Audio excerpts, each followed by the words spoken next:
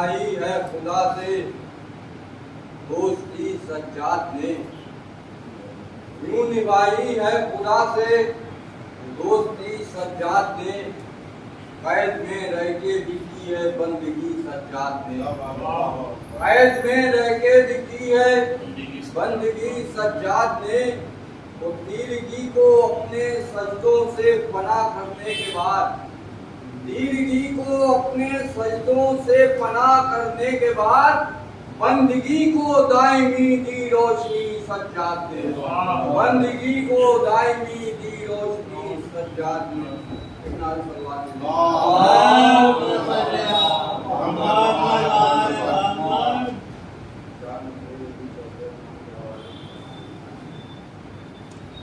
زور باطل قید تھا سجاد کی زنجیر میں، زور باطل قید تھا سجاد کی زنجیر میں، وہ ہر قدم دیکھا اضافہ دین کی توقیر میں، ہر قدم دیکھا اضافہ دین کی توقیر میں، اور رفتہ رفتہ ہو گیا رسوا زمانے میں یزید، رفتہ رفتہ ہو گیا رسوا زمانے میں یزید، روشنی باقی ہے اب بھی ماتم شبیر میں، روشنی باقی ہے اب بھی ماتم شبیر میں۔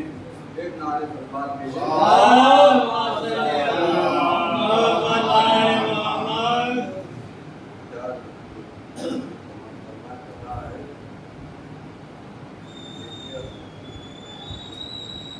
گردش میں آفتاب تھا وقت زوال تھا، گردش میں آفتاب تھا وقت زوال تھا، گردش میں آفتاب تھا وقت زوال تھا، وہ تشنا نبی میں شیر کا لڑنا کمال تھا، گردش میں آفتاب تھا وقت زوال تھا، وہ تشنا نبی میں شیر کا لڑنا کمال تھا، اسلام کی بقا کا نظر میں سوال تھا، اسلام کی بقا کا نظر میں سوال تھا، دشمن کو اپنی جان بچانا محال تھا، اسلام کی بقا کا نظر میں سوال تھا، دشمن کو اپنی جان بچانا محال تھا، اور جب تک نگاہ شیر زمین پر گڑی رہی بیٹھے رہے حسین قیامت کھڑی رہی، جب تک نگاہ شیر زمین پر گڑی رہی بیٹھے رہے حسین قیامت کھڑی رہی۔ ایک نعرہ صلوات بھیجیں۔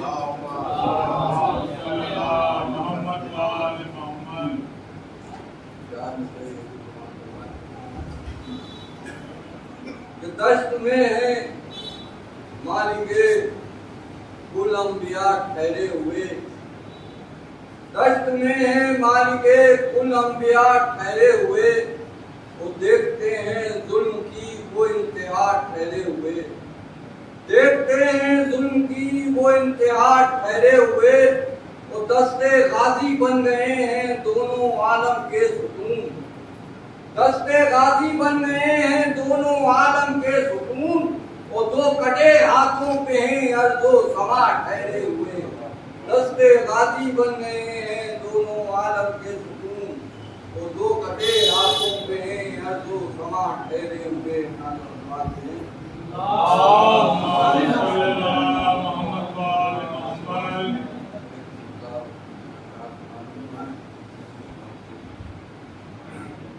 یہ پیغام یہ ملتا ہے قرآن کی زبان سے، پیغام یہ ملتا ہے قرآن کی زبان سے، والا ہے غم صدق نبی دونوں جہاں سے، والا ہے غم صدق نبی دونوں جہاں سے، وہ کیجے نہ جدا اس کو نمازوں کے بیان سے، کیجے نہ جدا اس کو نمازوں کے بیان سے، سجدے کا نشان باقی ہے گردن کے نشان سے، کیجے نہ جدا اس کو نمازوں کے بیان سے، سجدے کا نشان باقی ہے گردن کے نشان سے، وہ بس ایک صدا آتی ہے اب کونوں مکان سے، بس ایک صدا آتی ہے اب کونوں مکان سے، شبیر کا غم مٹ نہیں سکتا ہے جہاں سے، बस एक सदा आती है अब दोनों मकान से, शब्बीर का गम मिट नहीं सकता है जहाँ से। वो तू आया न बढ़कर न बुझी प्यास हमारी, तू आया न बढ़कर न बुझी प्यास हमारी, बस इतना सकीना ने कहा आबे रवा से। तू आया न बढ़कर न बुझी प्यास हमारी, बस इतना सकीना ने कहा आबे रवा से। वो मर जाएंगे हम गर हमें शब्बीर ना होगा, मर जाएंगे हम गर हमें शब्बीर ना होगा, बस इतना ज़फर पास है ये गम रगे जहाँ से, बस इतना ज़फर पास है ये गम रगे जहाँ से। नारे सलावत।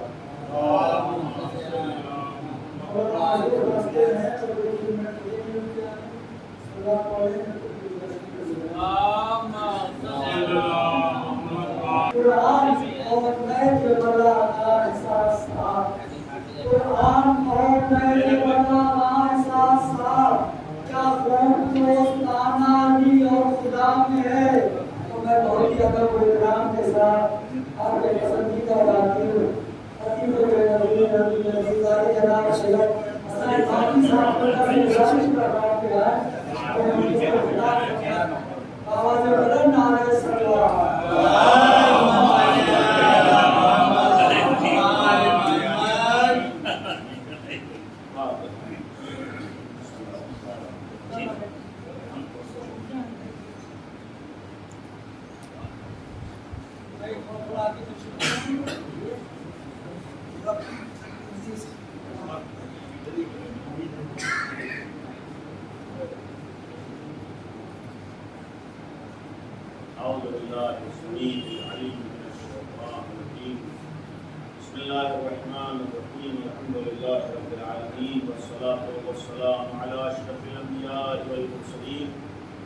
خاتم النبيين رحمة للعالمين أبي القاسم محمد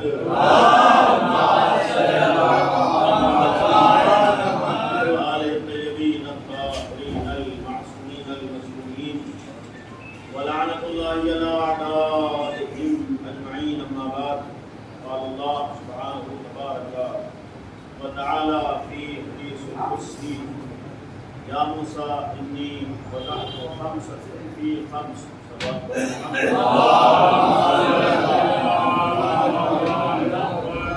ایک مرتبہ سورہ الحمد اور تین دفعہ سورہ اللہ کی تلاوت فرما کر ان کی مرحوم سعید حیدر اور مناظر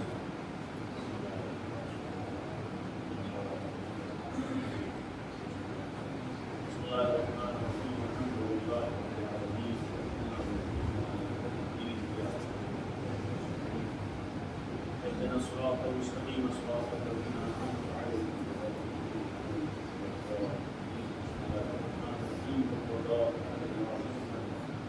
لم يلد ولم يولد ولم يكن له كفوا أحد. بسم الله الرحمن الرحيم. الله أحد الله الصمد لم يلد ولم يولد ولم يكن له كفوا أحد. بسم الله الرحمن الرحيم.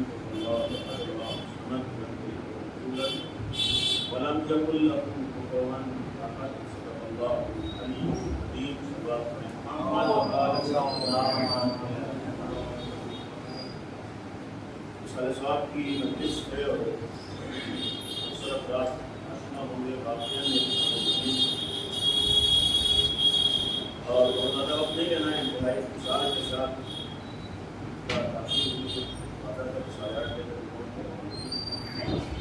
اس وجہ یہ کہتے کہ بھائی صاحب کی مجلس ہمارے انتہائی وقت پہ مقصود کے بہرحال آپ کہیں اس کی وجہ سے کافی روایت ایک عرض کی ہے.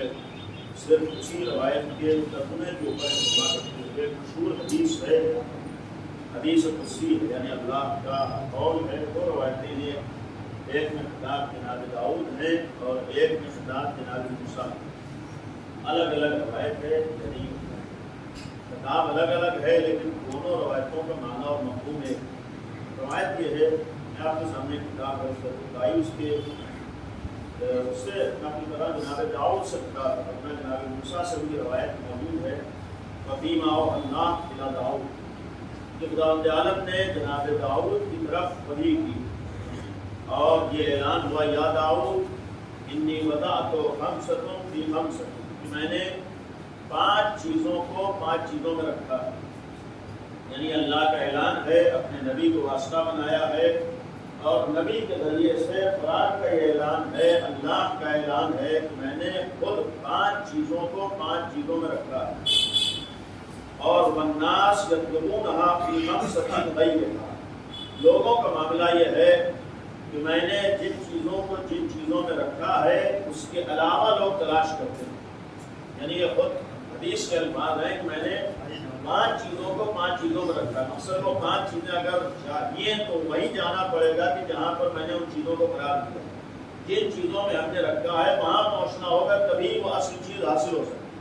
لیکن صاف صاف حدیث کے الفاظ یہ ہیں کہ میں نے کہیں اور رکھا ہے اور لوگ کہیں اور تلاش کرتے ہیں، والناس یطلبونہا فی خمسۃ غیرہا، اور نتیجہ کیا ہوتا ہے فلا یجدونہا، اسی وجہ سے وہ چیزیں انسان کو نصیب نہیں ہو پاتی ہیں، حاصل نہیں ہوتی۔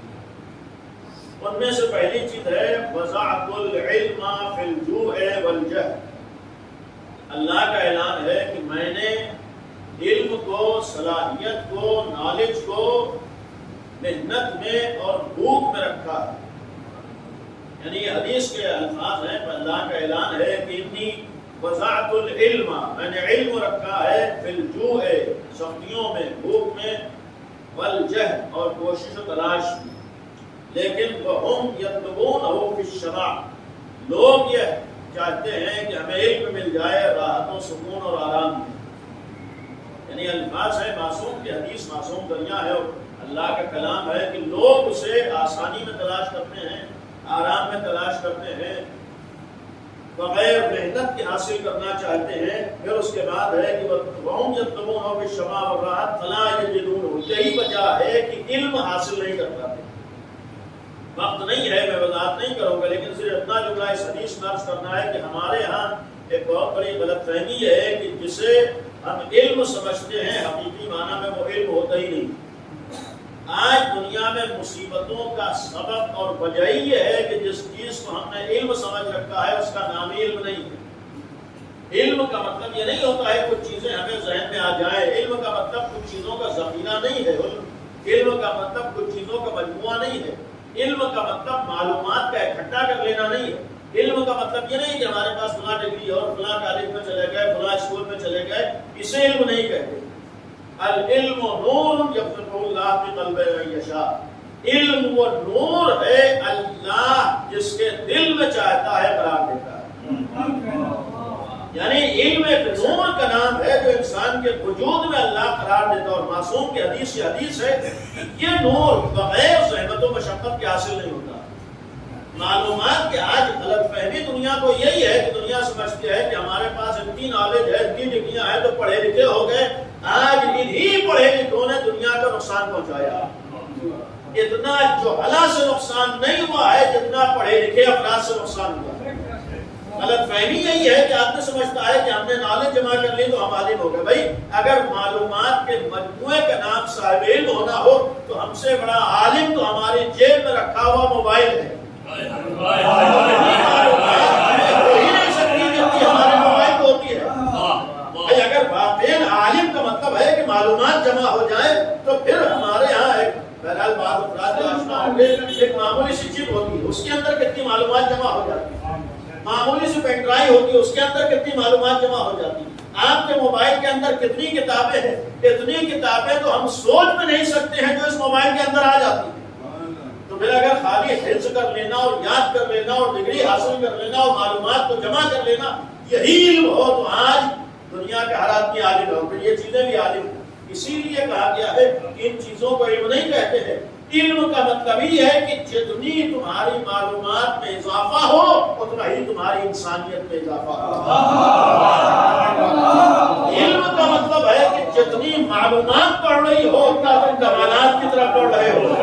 آج دنیا تو چوتھے آسمان پہ جا رہی ہے لیکن کردار و کیریکٹر کے اعتبار سے بستیوں میں جا رہی ہے، اسے علم نہیں کہتے۔ اگر واقعی دنیا کے پاس علم ہوتا جیسے آج آسمانوں کا سیر کر رہی ہے تو یہی انسان روحانی اعتبار سے اور کمالات کے اعتبار سے ترقی کر رہا ہوتا ہے۔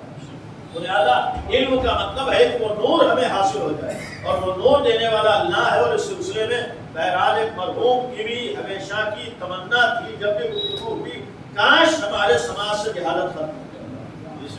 ہر مومن کی تمنا یہی ہوتی ہے، جس نے علی کو پہچان لیا ہے اس کی تمنا ہی ہوگی کہ ہمارے سماج سے جہالت ختم ہو جائے، اس لیے کہ یقین رکھیے کہ علی کو نہ پہچاننے کا سبب ہی سماج کی جہالت تھی۔ اگر جہالت نہ ہوتی تو علی جیسا ایک انسان دنیا میں آ کر چلا جائے اور لوگ اس سے فائدہ نہ اٹھا سکے نہیں ہوگا۔ سماج کی جہالت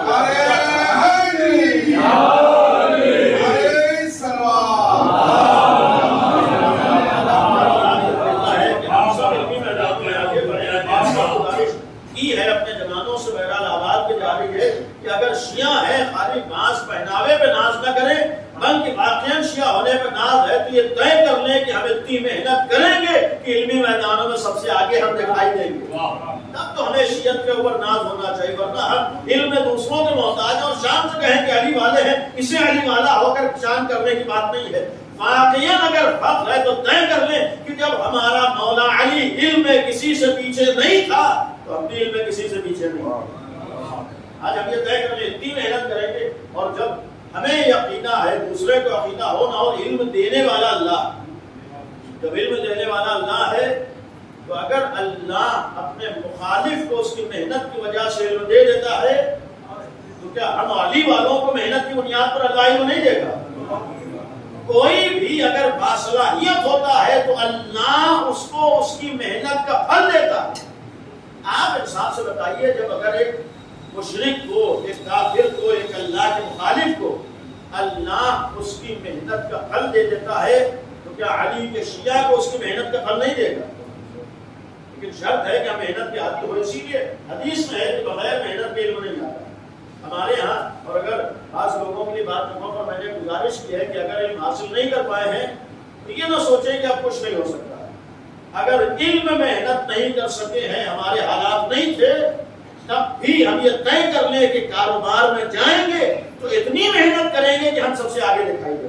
اب تو ہم شیعہ ہیں، واقعا یہ طے کریں، چاہے کاروباری میدان ہو وہاں بھی محنت کرنا ہے اور چاہے علمی میدان ہو وہاں بھی محنت کرنا ہے۔ اس کے بعد دوسرا جملہ، یعنی پہلی چیز اللہ کا اعلان ہے کہ میں نے علم کو زحمتوں، مشقت اور بھوک اور سختیوں اور پریشانیوں دشواریوں میں رکھا ہے، یعنی گھر میں بیٹھ کے علم حاصل نہیں ہو سکتا، ایک ڈیڑھ بجے رات میں موبائل کھیل کے علم حاصل نہیں ہو سکتا، بعض گھنٹوں پر کھڑے ہو کر علم حاصل نہیں ہو سکتا، بعض ہوٹلوں پہ وقت گزار کر علم حاصل نہیں ہو سکتا۔ علم حاصل کرنا ہے تو زحمت و مشقت کرنا ہوگی تب ہم علم حاصل کریں۔ اور یہاں ایک فرد کا معاملہ نہیں، آج ہم سب کا شریف فریضہ ہے کہ اپنے علوی سماج کو جہالت سے دور کر کے علمی میدانوں میں آگے لے جائیں۔ ہم سب کا فریضہ ہے کہ ہم علی والے علمی میدانوں میں۔ دوسری چیز حدیث کی ہے وَوَضَعْتُ الْقِسَّ فِي طَاعَتِي، میں نے عزت کو اپنی اطاعت میں رکھا، یہ اللہ کا اعلان ہے۔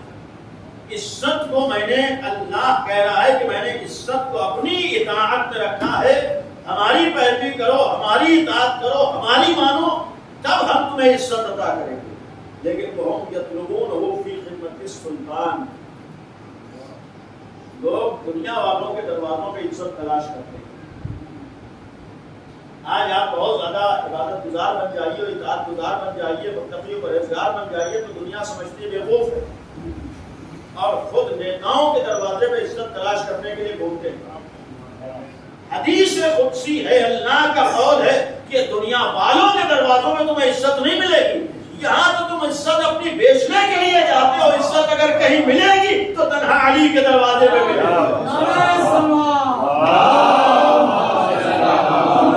عزت اگر ہے تو اللہ والوں کے ہاں ہے، اللہ کے ہاں ہے۔ ان العزت للہ ہے، اللہ کے لیے عزت ہے یا اہل بیت کے لیے عزت ہے؟ جب عزت ان کے لیے ہے تو پھر ہمیں ناز ہونا چاہیے کہ ہم علی والے ہیں، یہ باعث عزت ہے۔ اس بات کے اوپر ناز نہ ہو کہ فلاں نیتا کے ساتھ ہمارا فوٹو کھینچ گیا تو ہماری عزت بڑھ گئی، اس سے عزت نہیں بلکہ صاف صاف حدیث ہے کہ دنیا والوں کے دروازوں پر سر جھکا کے تم ذلیل تو ہو سکتے ہو لیکن تمہیں عزت نہیں مل سکتی ہے۔ اللہ نے تمہیں سب سے بڑی جو عزت عطا کی ہے کہ تمہیں علی والا بنا دیا ہے، اب یہ تمہارا علوی فریضہ ہے کہ اس عزت کا سودا دنیا والوں کے دروازوں پر جا کر نہ کرو۔ آج انسان انسان سوچتا ہے کہ ہم فلاں نیتا کے ساتھ کھڑے ہو جائیں گے اور فلاں نیتا کے ساتھ ہماری فوٹو چھپ جائے گی. آج کے واقعہ بعض لوگ اپنے لیے شان سمجھتے ہیں کہ لاکھوں روپے خرچ کر کے ہوٹل لگوا کے ہمیں عزت مل جائے گی. اس سے عزت نہیں ملتی ہے. روایت گواہ ہے کہ تم علی والے ہو کر اگر یہ کام کر رہے ہو تو یہ ذلت و رسوائی کا سامان فراہم کر رہے ہو. عزت تو اللہ نے در علی کو دے دی ہے. علی والا ہو, علی والے کے دروازے پر آؤ, علی والا بنو تو تب تمہارے لیے عزت ہے. سلام پڑھے محمد. یہی وجہ ہے کہ لوگ عزت حاصل نہیں کر پاتے. اور تیسری چیز جو اس آیت میں ووضاعت الغنا فی القناعۃ. کاش وقت ہوتا کہ میں بعض چیزوں کو عرض کر سکتا. ووضاعت الغنا فی القناعۃ, ہم نے مالداری کو قناعت میں رکھا. آج بعض لوگوں پر مسئلہ یہی ہے کہ اتنے میں کام نہیں چلتا. قناعت کا مطلب ہے کہ خدایا جو تم نے دیا ہے اس پر شکر ہے. اور اللہ نے قرآن میں غلط وعدہ نہیں کیا ہے کہ لئن شکرتم لأزیدنکم, اگر تم ہمارا شکر کرو گے تب ہم تمہیں بڑھا کر دیں گے. قرآن کا اعلان غلط نہیں ہو سکتا ہے. لئن شکرتم, یقین رکھیے کہ اگر ایک وقت ہمیں روٹی مل گئی اور ہم اللہ کا شکر بجا لائیں, خدا یہ تیرا احسان ہے کہ تم نے ایک وقت کی روٹی کا انتظام کر دیا. قرآن کہہ رہا ہے تم شکر ادا کرو گے, دوسرے وقت کا انتظام خود بخود اللہ کرے گا. قرآن کہہ رہا ہے کہ ہم نے عزت بنا کو, مالداری کو قناعت میں رکھا. لیکن لوگ اسی قناعت کو چھوڑ کر یطلبون فی کثرۃ المال, لوگ سمجھتے ہیں جتنا پیسہ جمع کر لو اتنے بڑے مالدار ہو جاؤ گے. پیسے کی زیادتی سے مالداری اور غنا نہیں آتا ہے. بے نیازی پیسے کی زیادتی سے نہیں ہوتی, بلکہ اگر انسان کے لیے بے نیازی ہے, غنا ہے, تو پھر اللہ کی بارگاہ میں قناعت کے ساتھ. اور یقین رکھیے کہ اگر قناعت ہے تو اللہ کبھی ہمیں کسی کا محتاج نہیں بنائے. میں اپنی ذمہ داری پر کر رہا ہوں. دنیا کا کوئی بھی انسان ہو, اگر جتنی محنت کر سکتا ہے محنت کر رہا ہے اور اللہ پر بھروسہ ہے, تو پھر اللہ اسے کسی مخلوق کا محتاج نہیں بنا سکتا. یعنی میں اپنے یقین و دعوے سے کہہ رہا ہوں کہ اگر انسان جتنی محنت کر سکتا ہے, جتنی کوشش کر سکتا ہے, کوشش کر رہا ہے, اور پھر بھروسہ اللہ کے اوپر, تو پھر اللہ اسے کسی مخلوق کا محتاج نہیں بنائے. اس کا مطلب ہے معذرت سے میں گزارش کروں کہ اگر ہم کسی مخلوق کے محتاج اپنے کو سمجھتے ہیں تو یہ کمی ہماری ہے, الہی نظام کی کمی نہیں. یہ 100% کمی ہماری ہے, اس لیے کہ اللہ کے ہاں دینے میں کمی نہیں ہے. جب اللہ فاسق و فاجر کو دے سکتا ہے تو کیا اپنے اوپر بھروسہ کرنے والے کو نہیں دے سکتا؟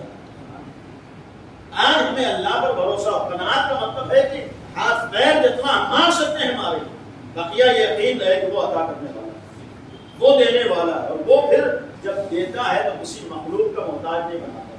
اور دعوے سے ایک بات عرض کروں کہ اگر ہمیں اللہ پر یقین ہے تو ہم کو کسی کے دروازے پر جانا نہیں پڑے گا, بلکہ خیر آ کر ہمارے دروازے پر دے کر جائے گا. یعنی اگر ہمیں اللہ پر یقین ہے تو ہمیں کسی کے دروازے پر بھٹکنا نہیں پڑے گا. اور تیسری چیز ووضعت رضائی فی سخط النفس, میں نے اپنی رضا اور خوشنودی کو تمہارے نفس کی مخالفت میں رکھا. یعنی اگر اپنے نفس کی مخالفت کرو گے تب اللہ کی رضا ملے گی. لیکن وہ یطلبون فی رضا الناس, فی رضا النفس, اور لوگ اللہ کی رضا کو اپنے نفس کی رضا میں تلاش کرتے ہیں. یہ دیکھتے ہیں کہ ہمیں کیا اچھا لگ رہا ہے, سمجھتے ہیں یہی اللہ کو اچھا لگے گا. ہمیں کیا پسند ہے, سمجھتے ہیں یہی اللہ کو پسند ہے. امام نے فرمایا ہے, حدیث قدسی ہے, اللہ کا اعلان ہے کہ اگر تم اللہ کی رضا چاہتے ہو تو اپنے نفس کی مخالفت کرو, تمہیں رضا پروردگار ملے گی. اور تیسری چوتھی چیز ہے کہ ووضعت الراحۃ فی الجنہ, اپنے راحت و آرام کو جنت میں رکھا. وہم یطلبونہ فی الدنیا, لوگ دنیا میں راحت و آرام تلاش کرتے ہیں. حدیث قدسی ہے کہ ہم نے آرام اور سکون اور راحت کو مومن کے لیے جنت میں رکھا. آج ہم سوچتے ہیں کہ ہماری بلڈنگ تیار ہو جائے اور ہمارا گھر تیار ہو جائے اور ہمیں سکون مل جائے اور ہمیں آرام مل جائے. اگر مومن ہے یقین رہے کہ واقعی اگر راحت و آرام ہے تو اس دنیا کے بعد ہے. تو جب جنت آرام کی جگہ ہے تو جنت کی فکر ہو, دنیا میں آرام کی فکر نہ ہو. اللہ کی رضا میں ہماری زندگی گزر جائے، یہی خوشنودی پروردگار ہے۔ اللہ کی مخالفت نہ ہو، یہی ہمارے لیے ایک بہت بڑا کمال ہے۔ اور جب بہت بڑا کمال ہے تو آج ہمارا ایک بنیادی اور ایمانی فریضہ یہ ہے کہ ہم رضائے پروردگار کی فکر میں رہیں۔ بعض باتیں کہہ دینا بہت آسان ہے، لیکن اپنا یقین رکھیے کہ اگر ہم نے اللہ کا خیال کیا ہے تو ناممکن ہے کہ اللہ ہمارا خیال نہ کرے۔ آج ہم اگر آپ کا تھوڑا بہت خیال کر لیں اور آپ کے اندر انسانیت، حیا، غیرت ہے تو آپ پلٹ کے کچھ نہ کچھ اپنی طرف سے بدلے میں کرنے کی کوشش کریں گے۔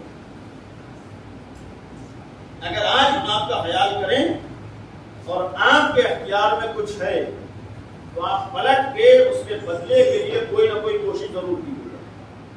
تو انصاف سے بتائیے، جب ایک انسان دوسرے انسان کے لیے اگر خیال کر رہا ہے، پلٹ کے کچھ کرنے کی کوشش کرتا ہے، تو ہم اگر اپنی زندگی اللہ کی خوشنودی میں گزار دیں تو کیا ہو سکتا ہے کہ اللہ ہمارا خیال نہ کرے؟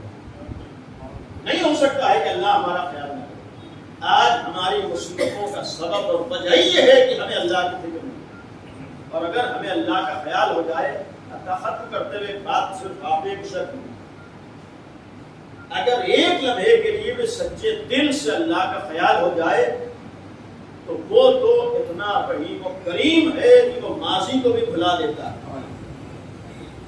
وہ تو اتنا رحیم و کریم ہے کہ وہ ماضی کو بھی بھلا دیتا ہے۔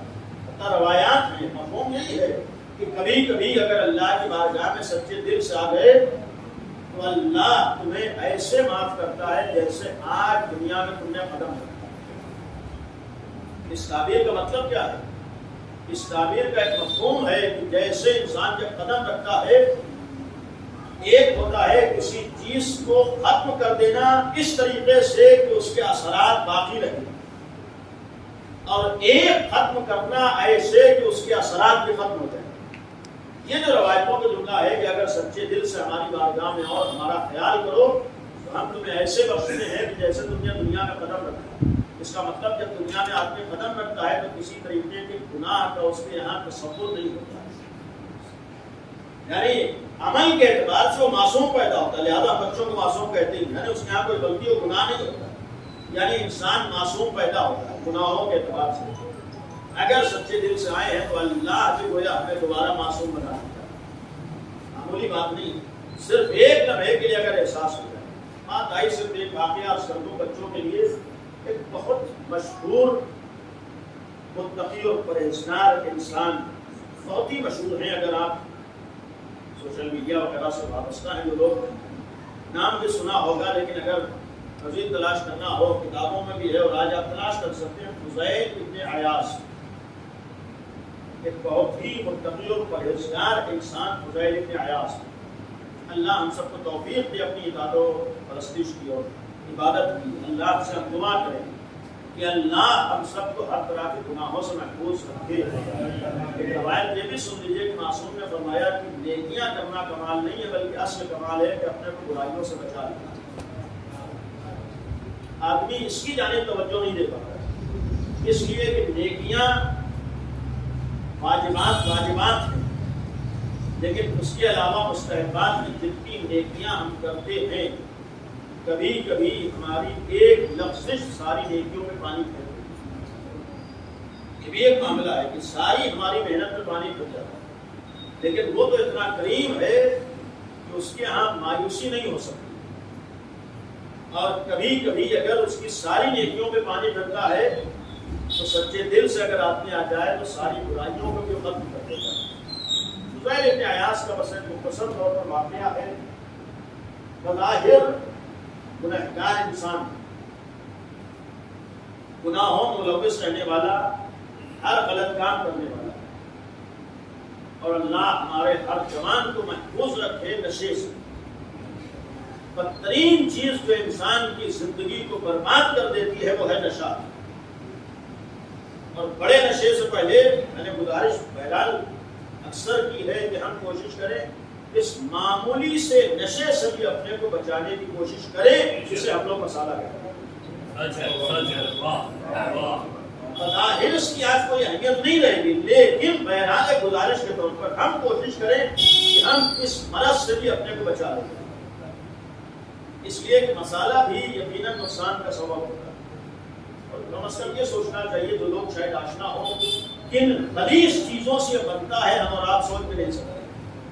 آپ انصاف سے بتائیے جس زبان سے ہم امام علی کا نام لیں اسی زبان سے خبیث چیزیں کھائیں، کیا ہو سکتا ہے؟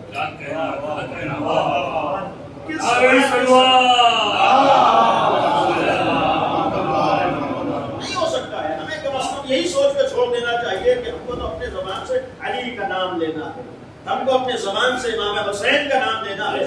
جب ان کے نام کو اپنی زبان سے لینا ہے تو اپنی زبان کو پاک و پاکیزہ بھی رکھنا ہے۔ ایک سوال پڑھیے میں صرف گزارش ہی کر سکتا ہوں خدارا ہم لوگ اس چیز سے نزدیک نہ ہوں اور اپنے بچوں کو نزدیک نہ ہونے دیں، اس لیے کہ یہ چیزیں معمولی نقصان نہیں پہنچاتی ہیں بلکہ انسان کی زندگی کو برباد کر دیتی ہیں۔ اور صرف انسان کی زندگی برباد نہیں ہوتی، ان بلاؤں کا جو شکار ہوتا ہے اس کا گھر بھی برباد ہوتا ہے۔ آج کے حالات میں بڑا افسوس ہوتا ہے جہاں اس طرح کے واقعات سننے میں آتے ہیں۔ لاک ڈاؤن کے زمانے میں گھر میں کھانے کو نہیں ہے لیکن ہمیں ایک مسالہ نہیں چھوڑ پایا۔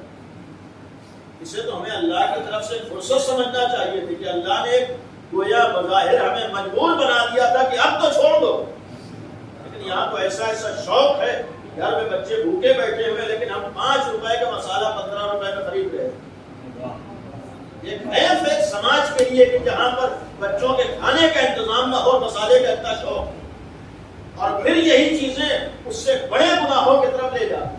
اس لیے کہ شیطان تو موقع کی تلاش میں ہوتا ہے کہ ہمیں ذرا سے بہانہ ملے اپنی طرف کھینچنے کا، اور جو چیزیں شیطان کو بہانہ دیتی ان میں سے بھی یہ چیز ہے، اس سے موقع فراہم کرتی۔ لہٰذا ہم چھوڑ دو، میں سے ایک نشہ ہے بدترین چیز، خدا کا شکر ہے ہمارے یہاں کوئی شیعہ اس بڑے نشے کی طرف سوچ بھی نہیں سکتا، اس لیے کہ شیعہ اتنا جانتا ہے کہ یہ تو یزید کی عادت تھی، اور امام حسین کا چاہنے والا یزید کی عادتوں کو اپنا نہیں سکتا۔ امام حسین کا ماننے والا جب تک حسینی ہے یزیدی عادت کو نہیں اپنا سکتا، اس لیے کہ امام حسین نے صاف کہا یزید کی ایک بہت بڑی عادت ہے کہ وہ شرابی ہے۔ الحمدللہ خدا کا لاکھ لاکھ ہم شکر کریں کہ ہمارے ہاں کوئی حسینی اس بدترین مرض، اس بدترین بیماری کی طرف نہیں جا سکتا۔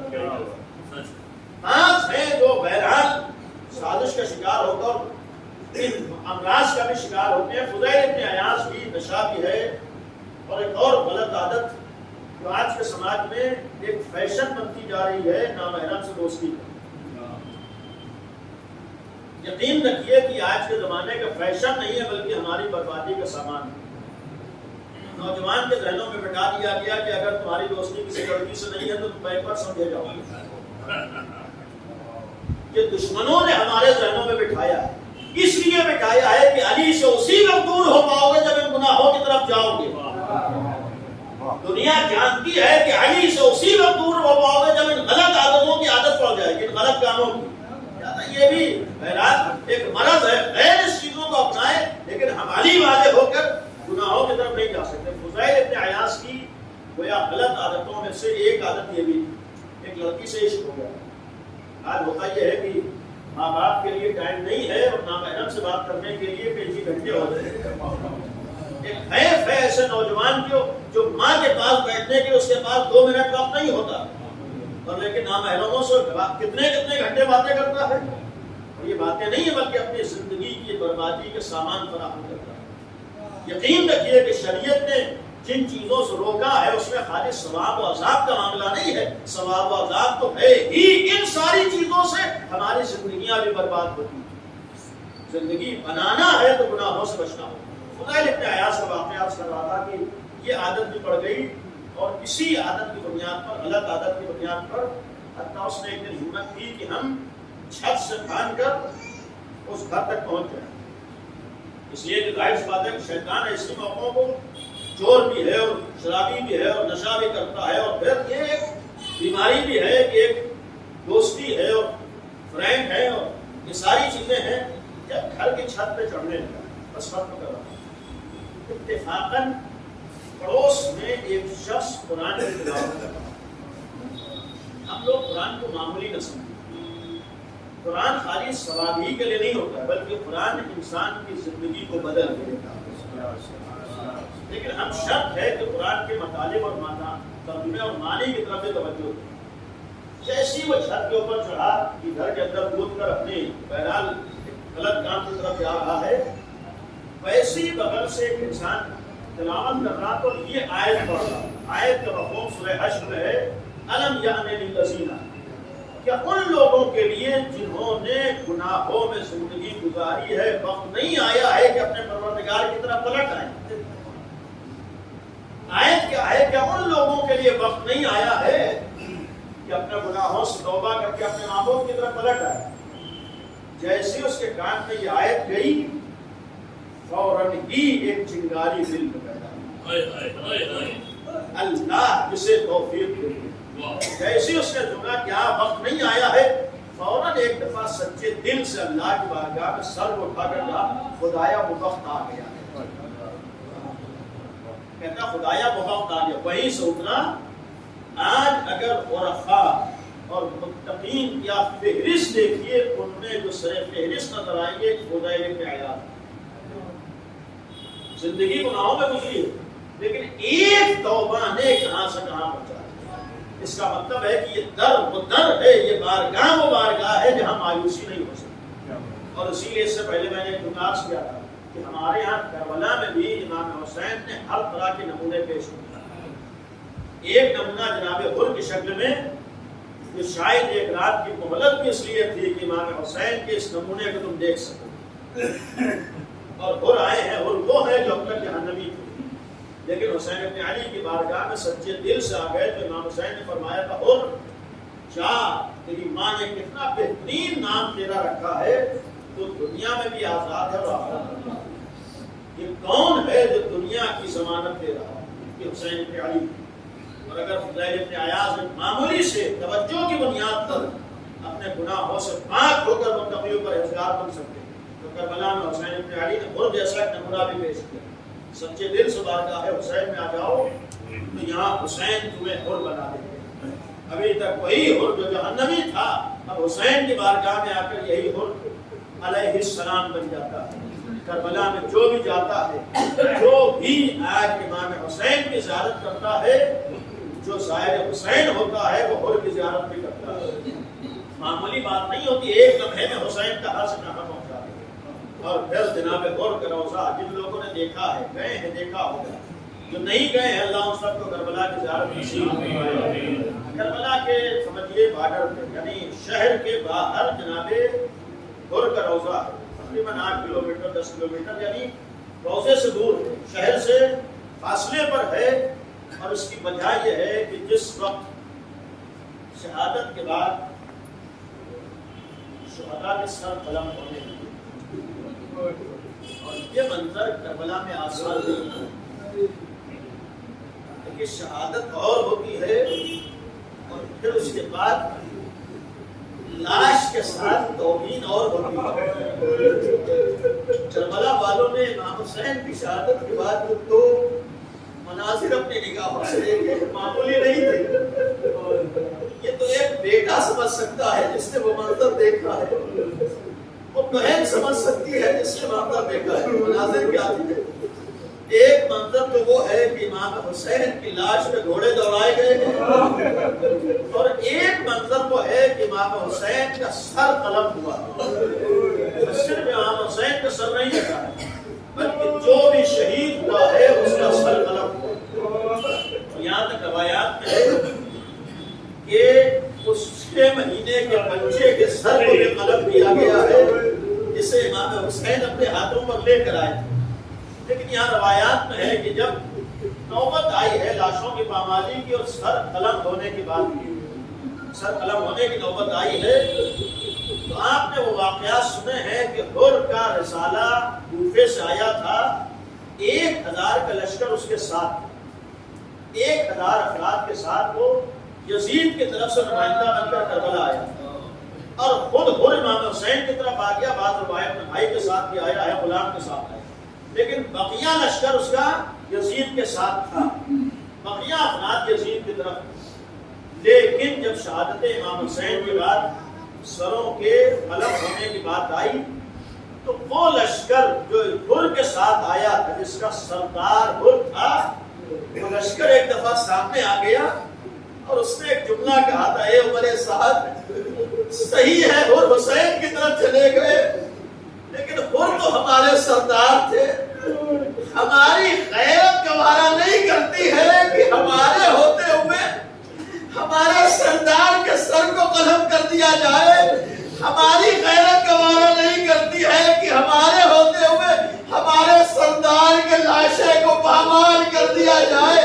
عزیزو یہی وجہ تھی کہ ہر کے لشکر نے ہر کے جنازے کو اٹھایا اور مقتل سے لے کے چلے گئے کہ ہمارے سردار کے لاشا پامال نہ ہو اور سر قلم نہ ہو۔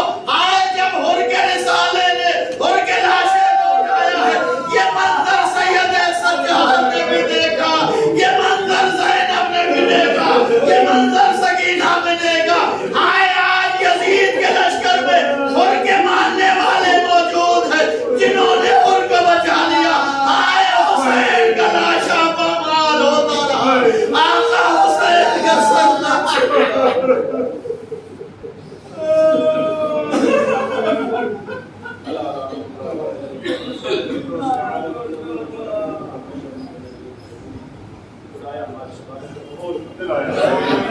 خدایا اس ذکر کو مرحمت کا ذریعہ، خدایا مرحوم کے درجات کو عالی فرما، خدایا ان کو جوار رحمت میں جوار واسمی میں جگہ عنایت فرما۔ والے اہل بیت کا واسطہ ہے، ہم سب کو تعلیمات اہل بیت پر عمل کرنے کی توفیق عنایت فرما۔ خدایا ہمارے درمیان سے ہر طرح کی جہالت کا خاتمہ فرما، خدایا ہمارے درمیان سے ہر طرح کی غربت کا خاتمہ فرما، خدایا ہم سب کو محنت کا عادی بنا دے، خدایا ہم سب کو ہر طرح کے گناہوں سے بچنے کی توفیق عطا فرما۔ معبود حسین ابن علی کا واسطہ ہے، ہم سے اگر غلطیاں گناہ معصیتیں ہو گئی ہیں تو آقا حسین کے صدقے میں ہمارے تمام گناہوں کو معاف فرما۔ خدایا ہم کو ہر طرح کے گناہوں سے بچنے کی توفیق عنایت فرما۔ معبود اہل بیت کا واسطہ ہے، دنیا سے ہر طرح کے ظلم اور ظالمین کا خاتمہ فرما۔ پالنے والے مومنین مسلمان مومن اہل بیت کے چاہنے والے جہاں جہاں سب کی جان مال عزت و ناموس کی حفاظت فرما۔ پالنے والے اہل بیت کے دشمن اگر لائق ہدایت نہیں ہے تو ان سب کو نیست نابود فرما۔ پالنے والے آل محمد کا واسطہ امام زمانہ کے ثبوت میں تعجیل فرما۔ خدایا ہم سب کے امام کے ناصروں میں شمار فرمائے، فاصلہ درجات مرحوم سعید حیدر اور راجی صاحب